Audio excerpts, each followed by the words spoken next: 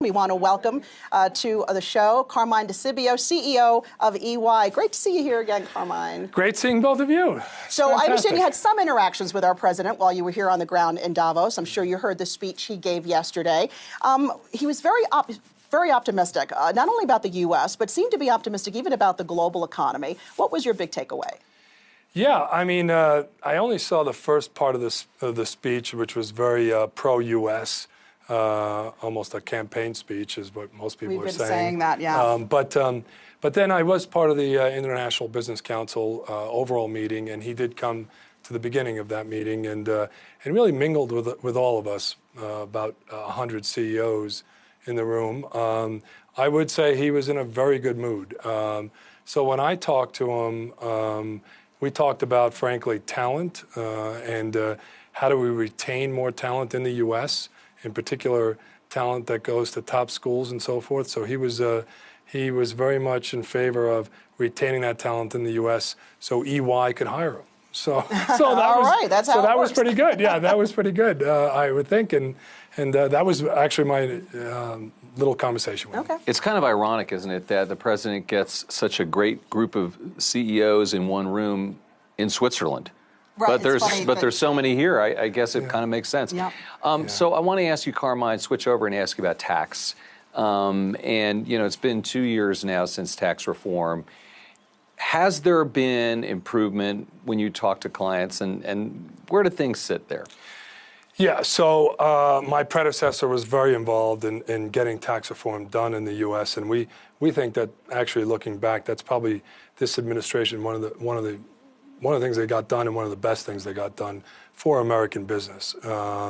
Now, looking back, and this was a concern of ours at the time. It was my predecessor's concern around share buybacks, and you know, we're going to have a lot of share buybacks and not invest in Capex and so forth. So there has been probably more share buybacks than we wanted. But there still has been investment, and when you look at investment, you can't just look at Capex investment. You've got to also look at how many people are being hired. And the job market in the U.S. is stronger than ever. That is true. It's hard to argue that.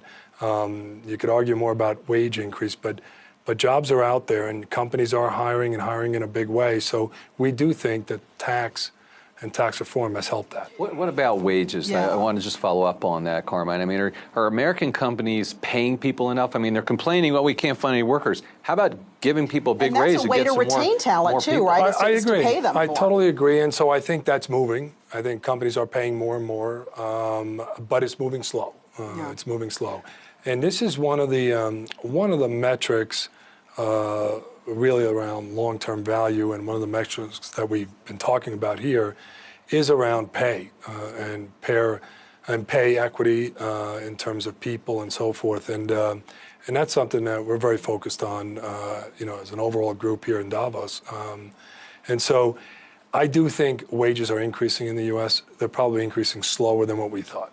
Are you getting indication talking to your clients about what it's going to take for them to turn the corner on Capex spending, on wages? What do they need to see or have happen to feel comfortable to sort of expand that? Yeah, so if you roll back, you know, to 2 months ago, the answer I would get is, well, there's always uncertainties. And right, but there's more clarity now, right? Exactly. So between Brexit and trade. You got it. Much more clarity, so there shouldn't be the uncertainty. So right. I do think that there should be more spending on Capex going forward. There'd be no reason not to.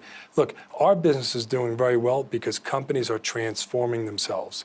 So they are investing in technology, for sure. I mean, coming in here, I just found out we won a big project and so forth. You won a big project? Won a big project. Can you share it with us? No, I don't think so. I think it's still. All right. But it's you come back to us on that. It's a very big project. Good for you. And what's it about? It's about a company transforming themselves. Changing themselves, becoming much more digital from a front-end perspective and a back-end perspective, because they need to. They have to be more efficient, they have to be better with clients, and it's all about investing in technology. All right. Carmine DeCibio, CEO of EY. Thanks so much. Thank you.